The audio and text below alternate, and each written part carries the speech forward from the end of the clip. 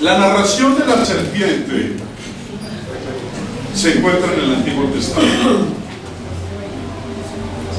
Probable que un buen número de ustedes conozcan la razón, el evento que se presentó y qué fue lo que finalmente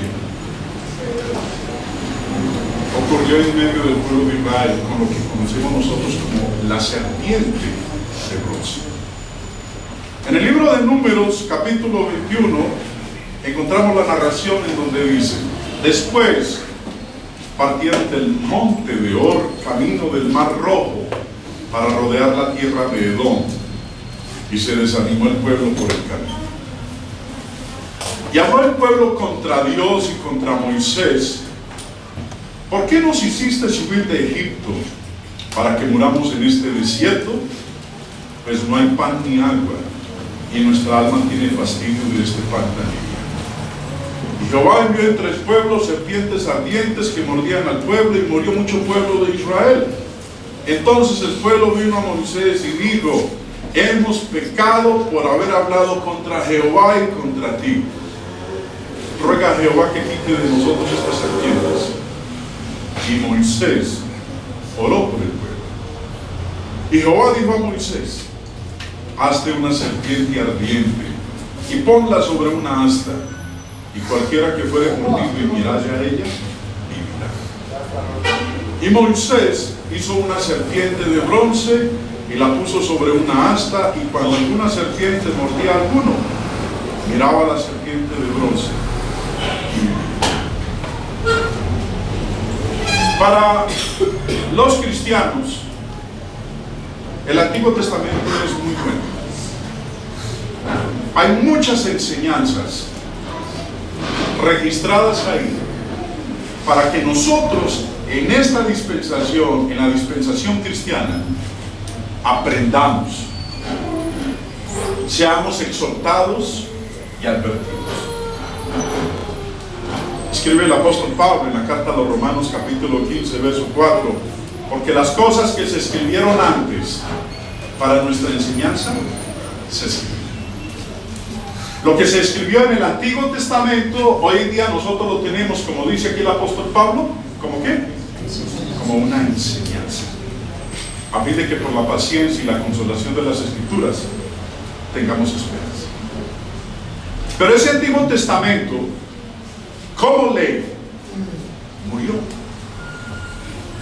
Ya no es obligatorio para el ser humano el guardar lo que dice el Antiguo Testamento, los mandamientos que hay en el Antiguo Testamento, porque como ley murió cuando nuestro Señor Jesucristo murió en la cruz. Dice en Colosenses 2, empezando en el verso 14: anulando el acta de los decretos que había contra nosotros, que nos era contraria, quitándola de en medio y clavándola en la cruz, y despojando a los principados y a las potestades, los exhibió públicamente, triunfando sobre ellos en la cruz. Ahora, ¿qué pasó, según dice aquí el apóstol Pablo, con esa acta de los decretos que había contra nosotros? ¿Cómo normal? Fue anulada, fue quitada de en medio, fue clavada en la cruz. El Antiguo Testamento lo tenemos como enseñanza, no lo tenemos como ley. No es obligatorio para nosotros obedecer al Antiguo Testamento, pero sí podemos aprender de él. Aunque fue escrito por hombres inspirados por el Espíritu Santo, nosotros los cristianos tenemos ahora una ley diferente, totalmente diferente. Y como dice en Hebreos capítulo 7 verso 22: por tanto Jesús es hecho fiador de un mejor pacto. Este pacto en el cual nos encontramos, comparado con el antiguo, dice aquí el texto que es que es muchísimo mejor. No estamos bajo la antigua ley, ya no estamos bajo la ley del Antiguo Testamento, ya no estamos bajo la ley de Moisés, ya no estamos bajo la ley de los 10 mandamientos. Y cuando alguien trata de justificarse por medio de ella, hoy día, Dice el apóstol Pablo en la carta a los Gálatas capítulo 5 verso 4: de Cristo os desligasteis, los que por la ley os sujetan. Si mi vida, si mi obediencia hoy, si mi salvación, trato yo de justificarla remitiéndome al Antiguo Testamento y decir que estoy guardando el Antiguo Testamento, es claro el texto que dice entonces que yo y Cristo, ¿qué nos pasó? Nos desligamos. Cristo ya no tiene nada que ver conmigo, ni yo con Él. De Cristo os desligasteis, los que por la ley os justificáis, y como dice al final, ¿pierdo qué? Pierdo la salvación. De la gracia habéis caído. ¿Somos salvos por qué? Por gracia. La gracia es un regalo de Dios. Y caigo de la gracia, pierdo la salvación cuando yo dejo a Cristo a un lado y opto por retornar a la ley. Ahora, no solamente hago eso, sino que también dice ahí en el capítulo 2 de Gálatas, verso 21, no hago nula la gracia de Dios, porque si la justicia viene por medio de la ley, entonces no tuvo sentido que nuestro Señor Jesucristo pudiera morir. Como dice ahí, entonces Cristo murió. Es absurdo. Si la salvación yo la obtengo en el Antiguo Testamento, siguiendo el Antiguo Testamento, guardando los 10 mandamientos, guardando la ley de Moisés, no tenía sentido que Cristo viniera y muriera. Murió para nada. Por eso lo que leíamos en el texto anterior de Gálatas 5:4, de Cristo nos desligamos y de la gracia hemos caído. Ahora, pero como nosotros estamos mirando el Antiguo Testamento no como algo obligatorio, sino como leíamos hace un momento, como algo en lo cual nosotros somos ¿qué? Romanos 15:4 lo leímos hace un momento. Enseñanza. Las cosas que se escribieron antes para nuestra enseñanza se escribieron. Ahora, cuando ese pacto estaba en vigencia, algo que nosotros aprendemos es que Dios demandó una obediencia total a su palabra. Los ejemplos que vamos a ver ahorita en el Antiguo y en el Nuevo Testamento nos muestran a nosotros esta realidad. Dios siempre ha demandado una obediencia exacta a cada una de sus palabras. No a obedecerlo a mi manera, a nuestra manera, sino tal cual como Él lo ha especificado. Y en este se ven los grandes ejemplos de hombres y mujeres que vivieron por cada palabra de Dios. El caso de la serpiente de bronce nos habla a nosotros en ese sentido. Hemos aprendido del Antiguo Testamento algo que nos enseña a nosotros el Antiguo Testamento, es que Dios bendijo al hombre únicamente cuando lo obedece.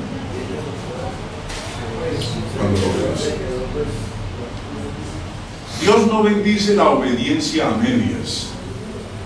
Dios bendice al hombre cuando le obedece completamente y exactamente como Él lo estudió.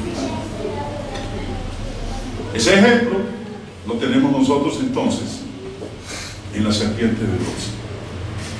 Como acabamos de leer hace un momento en el texto, Dios había sacado al pueblo de Israel de la esclavitud en Egipto. Y durante 40 años ellos anduvieron errantes por el desierto. Estaban camino a la tierra prometida. Pero como hemos estudiado en clases anteriores, durante todo ese viaje rumbo a la tierra prometida, algo que fue característico del pueblo de Israel es que todo el tiempo se la pasaron ¿qué? Quejándose, murmurando contra Dios, pecando y anhelando volver al lugar de donde ellos habían salido. Nos dice a nosotros, dentro de la historia en 1 Corintios capítulo 10, empezando en el verso 7, ni seáis idólatras, como algunos de ellos, según está escrito, se sentó el pueblo a comer y a beber, y se levantó a pecar. Ni forniquemos, como algunos de ellos fornicaron, y cayeron en un día 23,000. Ni tentemos al Señor, como también algunos de ellos le tentaron, y perecieron por las serpientes. Ni murmuréis, como algunos de ellos murmuraron, y perecieron por el destructor. En una ocasión, murmuraron contra Dios a causa del pan tan liviano que Dios les estaba dando, o el maná. Y recuerden que ese pan tan liviano, ese maná fue con el cual Dios nos alimentó durante todo el tiempo que ellos estuvieron errantes por el desierto. Pero a Dios no les gustó la murmuración, la quejadera, el reclamo constante de ellos. Entonces Dios optó por mandar ¿qué? Serpientes. ¿Para qué?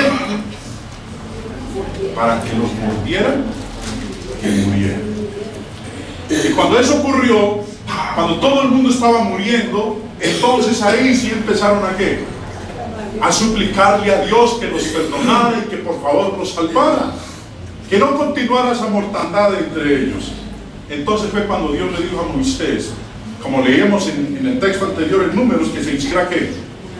Una serpiente de bronce, que la colocara en un asta, y que cuando alguien fuera mordido por esa serpiente, si quería vivir y no morirse, ¿qué era lo único que tenía que hacer? Era mirar hacia donde estaba la serpiente. Únicamente aquellos que obedecieron fueron los que se salvaron. Dice en Números 21, verso 4 en adelante: después partieron del monte de Or, camino del Mar Rojo, para rodear la tierra de Edom, y se desanimó el pueblo por el camino, y habló el pueblo contra Dios y contra Moisés: ¿por qué nos hiciste subir de Egipto para que muramos en este desierto? Pues no hay pan ni agua, y nuestra alma tiene fastidio de este pan tan liviano. Y Jehová envió entre el pueblo serpientes ardientes que mordían al pueblo, y murió mucho pueblo de Israel. Entonces el pueblo vino a Moisés y dijo: hemos pecado por haber hablado contra Jehová y contra ti. Ruega a Jehová que quite de nosotros estas serpientes. Y Moisés oró por el pueblo. Y Jehová dijo a Moisés: hazte una serpiente ardiente y ponla sobre una asta, y cualquiera que fuere mordido y mirare a ella, vivirá. Cualquiera que mirare a ella, vivirá. Y Moisés hizo una serpiente de bronce y la puso sobre una asta, y cuando alguna serpiente mordía a alguno, miraba la serpiente de bronce y vivía. Sencillo. Sencillo. Eso era todo lo que tenía que hacer. Pero hay algo importante que nosotros hemos de tener en cuenta en este video: obediencia. Dios siempre ha requerido del ser humano obediencia. ¿Y cuál es uno de los problemas más grandes que tiene el hombre? Pues ese mismo. Nuestro problema es la obediencia. ¿Y por qué? ¿Y para qué? Y tengo que hacerlo, y tiene que ser ya, y no pueden esperar, y tengo que ser yo. Siempre el problema con el ser humano es el de la obediencia.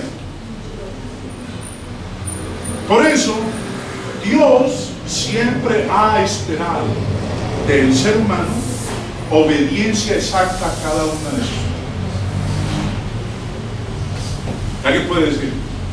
Y si no miro, pero yo creo. Yo creo que Dios tiene el poder para evitar que ese veneno de esa serpiente que me mordió no me mate. Yo tengo fe en eso. Y si no miro, ¿qué? Tengo que mirar. Me parece absurdo que para ser salvo tenga que mirar allá a ese palo con esa serpiente de bronce. Dios es poderoso, yo creo en el poder de Dios, yo tengo fe en Dios. ¿Será que si no miro, no me muero o no me muero? Dios ha demandado siempre una obediencia exacta a cada una de sus palabras. En Primera de Juan nos dice a nosotros, y de una manera clara, que no hay fe cuando no se obedecen los mandamientos de Dios.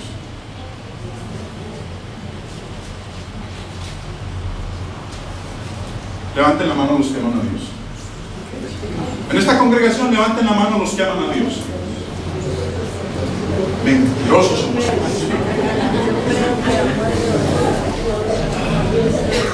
¿Saben por qué? ¿Saben por qué? Leámoslo. Y en esto sabemos que nosotros le conocemos y guardamos sus mandamientos. ¿Usted conoce a Dios? Oh, sí, hermano, yo lo conozco desde chiquitico, mi mamá me ha hablado de él.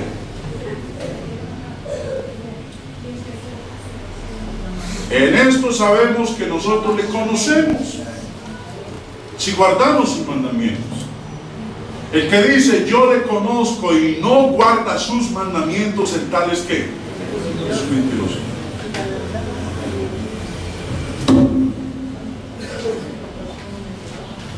¿Es usted un mentiroso? Sí.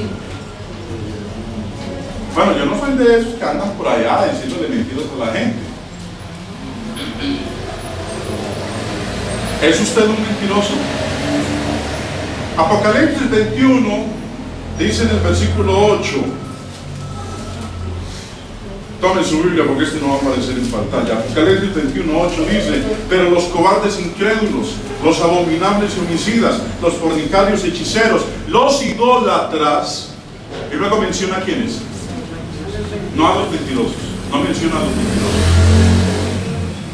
menciona a quiénes, a todos los mentirosos. Y todos los mentirosos tendrán su parte en el lago que arde con fuego y azufre, que es la muerte.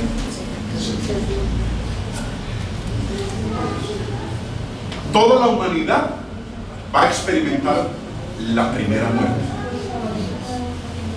No toda la humanidad experimentará la segunda muerte, o la muerte segunda, como lo llamáis. Porque la muerte segunda, o la segunda muerte aquí, es ser arrojada ¿a dónde? Al infierno. Pero todo ser humano, desde Adán hasta ahora, todos vamos a experimentar la primera muerte.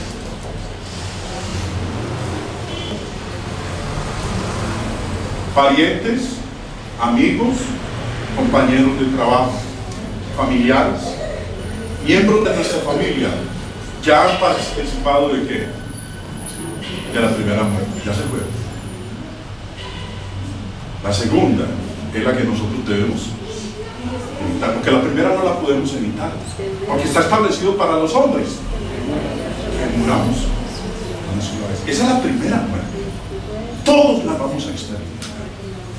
La segunda la podemos esquivar, la podemos evitar, pero para poder evitar, ¿cuál es la condición? Obedecer. El que dice yo le conozco y no guarda sus mandamientos, el tal es mentiroso, y todos los mentirosos, dice Apocalipsis 21:8, tendrán su parte en el lago que arde con fuego y azufre, que es muerte segura. Y no solamente dice que es un mentiroso, dice el verso 4, que aparte de ser un mentiroso, la verdad no está. Pero el que guarda su palabra, verso 5, en este verdaderamente el amor de Dios se ha perfeccionado. Por esto sabemos que estamos.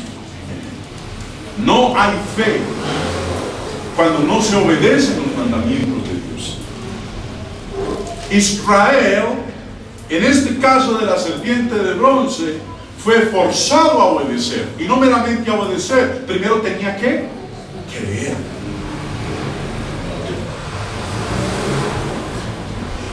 Hay que aclarar que en esta enseñanza de la serpiente de bronce, la salvación no estaba en la serpiente. Por más bonita que pudiera ser, así haya sido elaborada de una manera deslumbrante, despampanante, la salvación no estaba en la serpiente. ¿Por qué? Porque no había poder en la serpiente que estaba en el palo para sanar el pecado.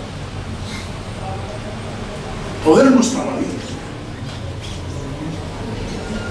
Sabemos también que ninguna persona de buen juicio se atrevería a decir que la serpiente de bronce sanó a los israelitas. ¿Alguno de ustedes dirá que la serpiente lo sanó? No.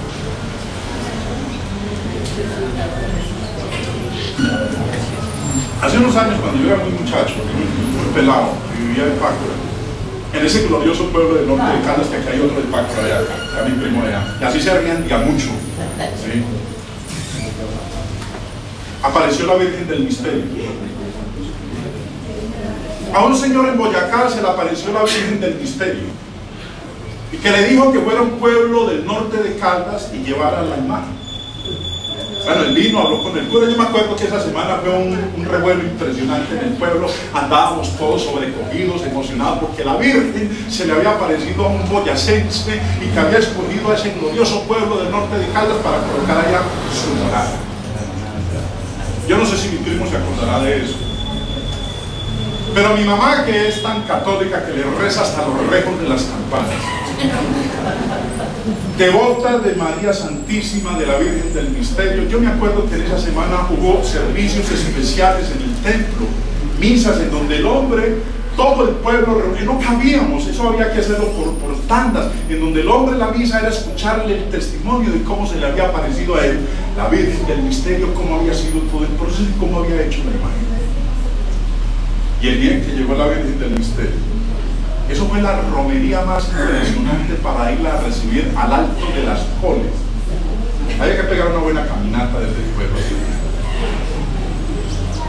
para luego todos ir en procesión detrás de la chiva que traía ahí la Virgen del Misterio, para luego colocarla en uno de los montes al frente del pueblito. Todos los días eran sus procesiones y hacíamos nuestras antorchas, y por la noche eso era impresionante, subiendo allá a la loma de esa colina donde estaba la Virgen del Misterio. Esa misma semana, no se supo quién, yo sí después lo supe, echaron candela.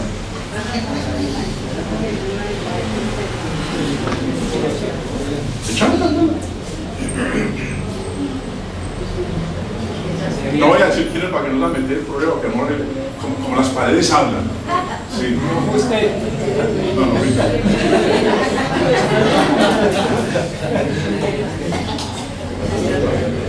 pero no, que hizo milagros prodigiosos. Bueno, cuando le echaron candela allá, que lograron apagarla para que no se quemara del todo, la trajeron para el pueblo, allá para el templo, y la pusieron allá. Y un día llega mi mamá y me dice: hijo, ¿cómo le parece que yo estuve en misa? Y la Virgen me sonrió. ¿Me sonrió mal? Sí, me sonrió. Ah, yo salí corriendo, me fui para el templo y me senté donde estaba presente. Primera banca me le senté al frente a ver si de pronto me sonrió. Puede que a ustedes les suene eso a chiste, lo que le estoy diciendo, pero sí, así me senté al frente a ver si de pronto a mí me sonreía. Pero como uno es tan impresionable, después de estar uno mirando a todo el rato allá sin cerrar los ojos se van cansando y empiezan a ver cosas que no. ¿Y saben qué pasó? Me sonrió a mí. Y me fui para la casa corriendo a contar a mi mamá que la Virgen del Misterio también a mí me había sonreído. Esos somos nosotros los seres humanos. Y alguien puede decir: no, el poder estaba en la serpiente. La serpiente los sanó, porque el Señor les dijo a ellos que cada vez que un israelita fuera mordido por una serpiente venenosa, a fin de que no muriera, ¿qué era lo que tenía que hacer? Mira, ya, punto, todo sanado. Mire, la salvación no estaba en la serpiente. No había ningún poder en la serpiente. Ahora, notemos el orden de la curación como nos lo menciona nosotros el pasaje que acabamos de leer. Primero, había que creer. Porque sin fe es imposible agradar a Dios. Había que creer. Lo segundo que tenía que hacer el israelita después de creer era ¿qué? Obedecer. ¿Cómo obedecía? Mirando. Que estaba por allá en ese rincón trabajando cuando sintió que lo mordió una serpiente, no importa que estuviera por allá, ¿qué tenía que hacer ahí mismo? Mirad, ¿y cómo quedaba? Sana. La serpiente simplemente fue el instrumento que Dios usó para probar la fe de Israel. No había ningún poder en ella, el poder estaba en ¿quién? Dios, no en la serpiente. Simplemente fue el instrumento que Dios usó para probar la fe de Israel. ¿Qué tenían que hacer? Creer. Después de creer, obedecer, y cuando hubieran cumplido con esos dos pasos, Dios entonces, ¿qué hacía?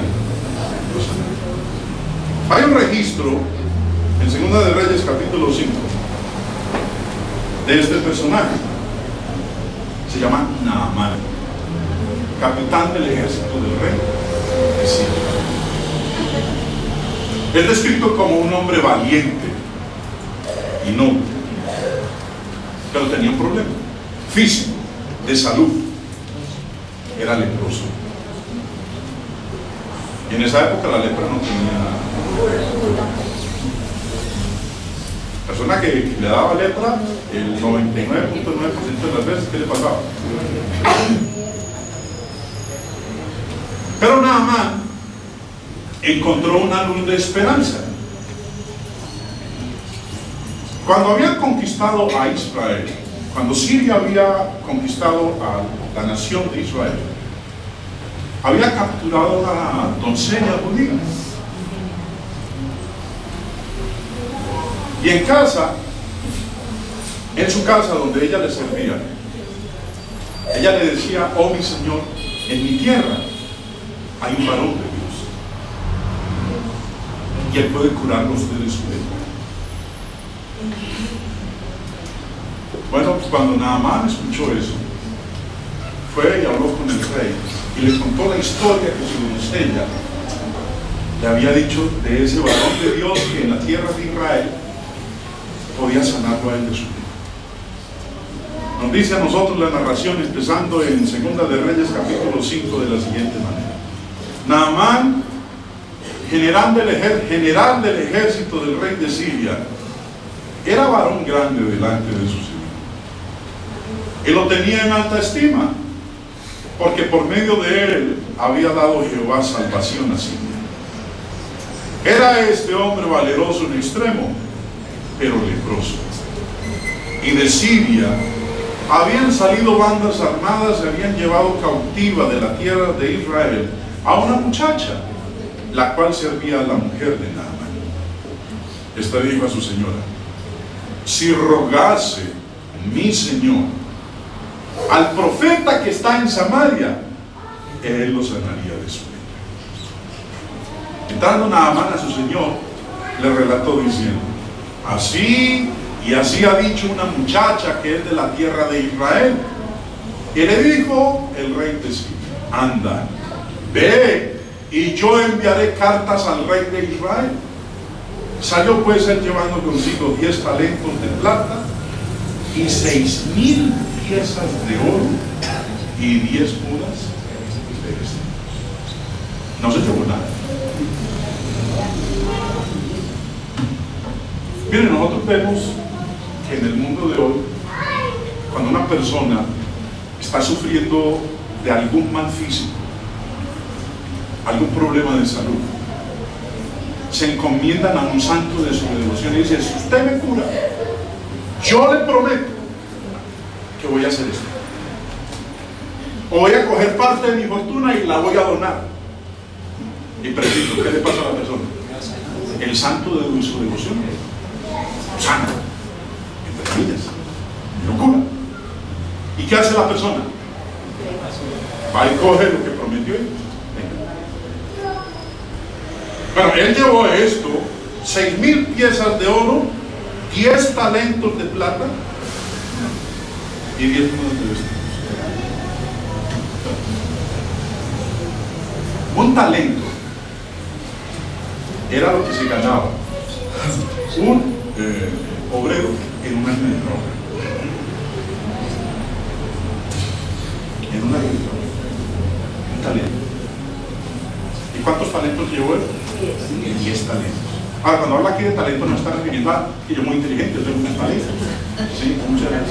A esos talentos no está refiriendo a una moneda, a un valor. ¿Sí? Entonces, le llevó lo que se ganaba un obrero en cuánto tiempo? En 10 años. 10 talentos de plata, 6,000 piezas de oro y 10 mudas de vestidos. Me imagino tener a cualquier toples, chiros, ¿sí? Hay chores, camisetas de esqueleto, ¿no? ¡Qué sorpresa la que se lleva Naamán cuando ni el profeta salió a recibirlo! El profeta le mandó un siervo: vaya, dígale allá a este señor que esto es lo que tiene que hacer. Cuando Naamán esperaba que el hombre saliera, invocara ya a su Dios y que se abriera el cielo y descendieran relámpagos, truenos, rayos y que la tierra temblara. Él esperaba algo así espectacular como hacen hoy en día los avivados y los milagreros del siglo XXI, que para poder hacerle creer a la gente que tienen poder para curar sus enfermedades, tienen que hacer una campaña de milagros en donde primero hay la motivación emocional, hay que poner música, hay que brincar, hay que aplaudir, hay que invocar el nombre del Señor, reprender cuanto espíritu aparezca, y al final, cuando ya todos están allá bien alebrestados, entonces ya se sigue el proceso. Él pensaba que el profeta de Dios eso era lo que iba a hacer, y cuando él le dice: vea, man, le manda a decir con el cielo: Señor, vea, simplemente váyase para el Jordán y sumérjase 7 veces. Es todo lo que tiene que hacer, y cuando usted se haya sumergido va a quedar ¿qué? Sano. Bueno, enseguida lo vamos a leer, porque la escritura nos dice que cuando él escuchó eso, Naamán dijo: ah, ya pues. Se puso bravo, se disgustó y dijo: ¿qué? ¿El Jordán? Si los ríos de mi tierra, Habana y Farfar, son más limpios que esta cloaca del río Jordán, ¿no será que si voy allá y me sumerjo en los ríos de mi tierra no queda limpio? Miren lo que nos dice a nosotros la escritura, continuando en el verso 9. Vino Naamán con sus caballos y con su carro y se paró a las puertas de la casa de Eliseo. Entonces Eliseo le envió un mensajero. ¿Cómo se debe haber sentido el capitán del ejército del rey de Siria cuando no lo recibe el jefe de la casa, sino que le manda ¿qué? Un sirviente? ¿Cómo se debe haber sentido? Irrespetables, diciendo, le envió un mensajero diciendo: ve y lávate 7 veces en el Jordán y tu carne se te restaurará y serás libre. Y Naamán se fue enojado diciendo: he aquí, yo decía para mí, saldrá él luego y estando en pie invocará el nombre de Jehová su Dios y alzará su mano y tocará el lugar y sanará la lepra. Él mismo lo dijo: he aquí, yo decía para mí. Es lo mismo que nos ocurre a nosotros muchas veces. Dios dice una cosa, pero nosotros pensamos: yo decía para mí.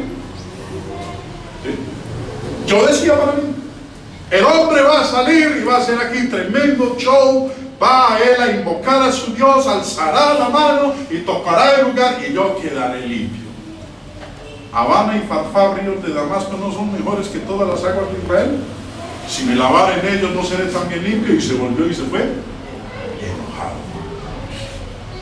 Ahora, la realidad, hermanos, de lo que estamos nosotros leyendo aquí es que él, Naamán, es un ejemplo de lo que es el ser humano, de lo que somos nosotros. Dios piensa una cosa y nosotros pensamos otra. Dios dice esto y a nosotros no nos gusta. Dios nos dice, esto es lo que hay que cumplir, a nosotros no nos agrada, porque nosotros pensamos desde otra manera.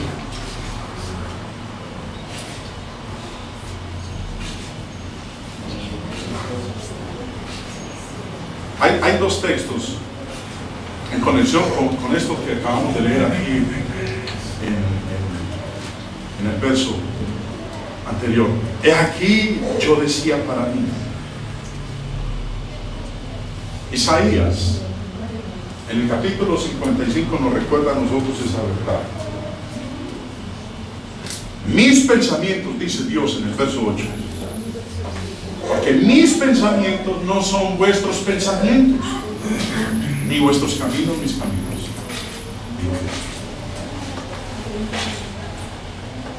Naamán pensaba una cosa, Dios dijo otra. Dios dijo, esto es lo que hay que hacer, pero Naamán pensó que no, que era de otra manera. Mis pensamientos no son vuestros pensamientos, ni vuestros caminos mis caminos, dijo Jehová. Como son más altos los cielos que la tierra, así son mis caminos más altos que vuestros caminos, y mis pensamientos más que vuestros pensamientos. Miren, Naamán no solamente tenía una enfermedad física. Naamán no solo tenía una enfermedad en el cuerpo, también tenía una enfermedad en la mente. Y tenía él que arreglar primero su enfermedad mental para poder ser sanado de su enfermedad ¿qué? Física. Recordemos en este momento las palabras que Salomón dice en Proverbios en el capítulo 3, empezando en el verso 5. Fíate de Jehová de todo tu corazón y no te apoyes en tu propia prudencia. Reconócelo en todos tus caminos y Él enderezará tus veredas. No seas sabio en tu propia opinión. Teme a Dios y apártate de Él. Ese era el problema de quién? De Naamán. Y no solo de Naamán, de todos nosotros.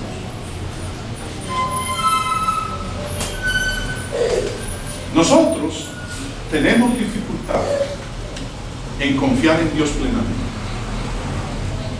Más bien optamos en nuestra propia ¿qué? Prudencia. Consideramos que nuestras opiniones son superiores a lo que Dios dice. Pero leíamos hace un momento en Isaías 55:8, mis pensamientos no son vuestros pensamientos. Para Naamán no es el único que ha confiado en sus propios pensamientos. Nuestra conciencia, nuestra propia conciencia, la conciencia del hombre siempre lo ha llevado a oponerse a la voluntad de Dios. Siempre. Cuando uno tiene la oportunidad, no sé, yo creo que a varios de mis hermanos les ha ocurrido, cuando uno les está predicando a las personas y sobre todo les enseña el plan de Dios para la redención del hombre, y no, yo no estoy de acuerdo con eso. Es que yo siento que el Señor puede. Yo lo recibí.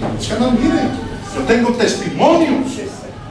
Yo puedo hablarle a ustedes testimonios de lo que el Señor ha hecho en mi vida. ¿Me tengo que ir a sumergir en el Jordán?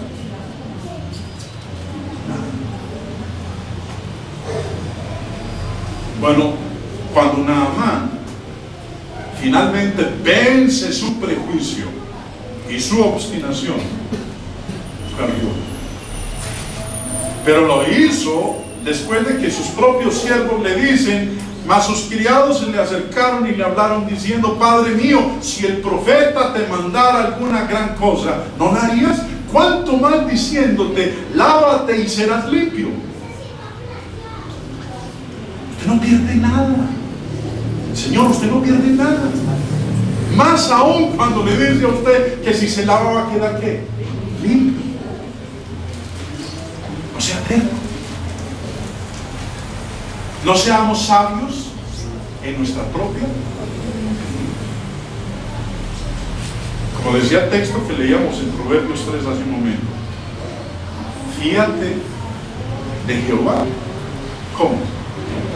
Con todo corazón y no te apoyes en tu propia.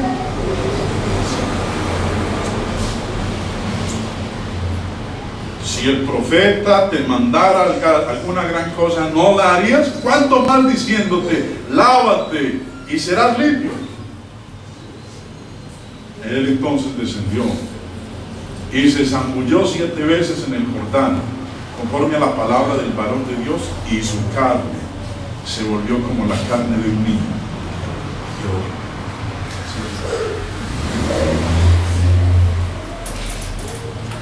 En este caso del general Naamán,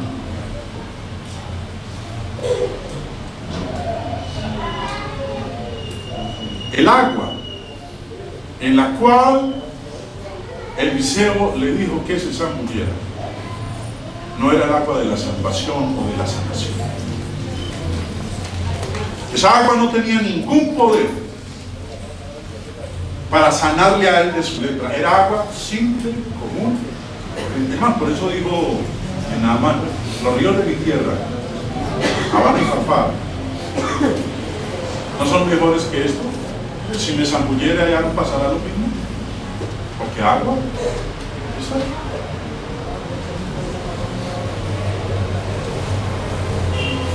Nadie, sino la persona presuntuosa, dirá que el poder o la magia limpiadora de Naamán estaba en él. El poder no estaba en él. El poder para sanar no estaba en él. Y ahí ver la gente cómo se la cree. Allá la oración fuerte del Espíritu Santo que está detrás de la alcaldía de Manizales. Ahí están anunciando el agua consagrada, bendita, para quitarle a usted todos los males. Yo no sé si usted ha tenido la oportunidad de asistir o escuchar. Uno lo ve en televisión, que la rosa de Sarón, que el pañuelo ungido, etc.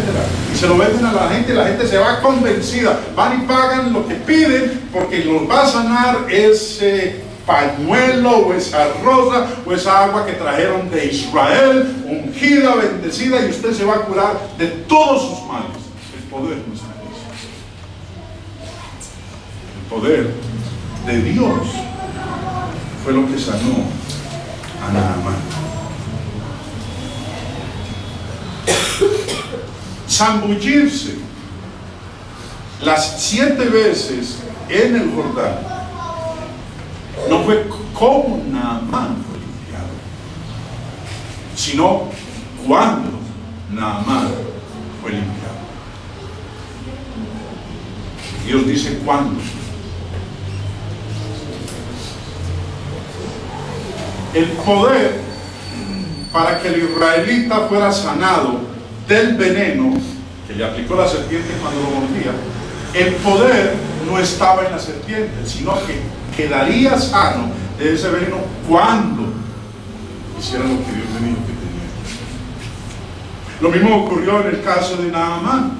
Zambullirse en el Jordán no fue como Naamán fue limpiado, sino cuando fue limpiado. Dios determinó el momento y el lugar donde Naamán se encontraría con la sanación de su enfermedad. Si se hubiera zambullido 6 veces, ¿qué hubiera pasado? Hubiera quedado medio limpio, hubiera quedado ¿cómo estaba?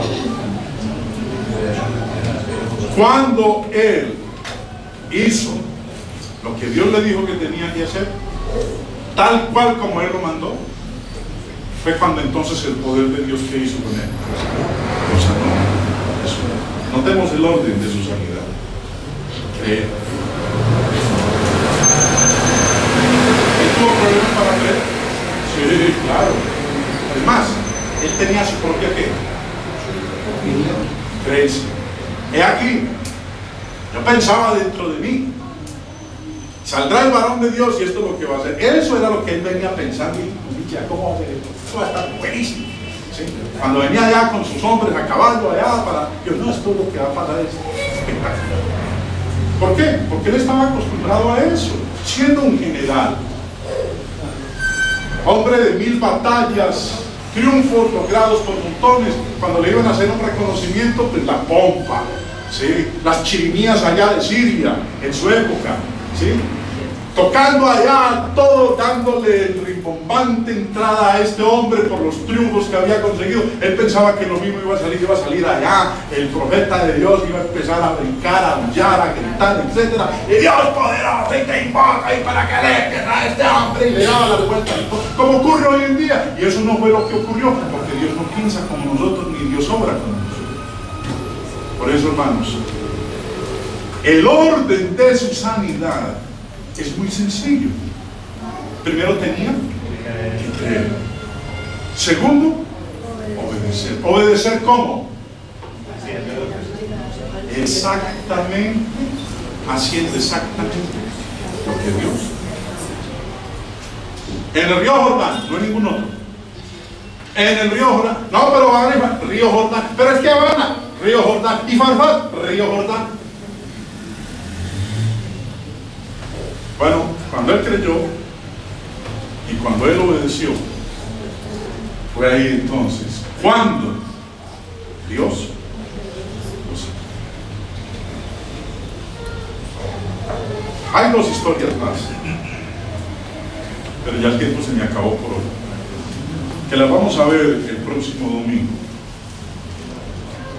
para que entendamos, hermanos, lo que la Biblia nos dice a nosotros de la serpiente de bronce, del general, del hombre ciego y del hombre.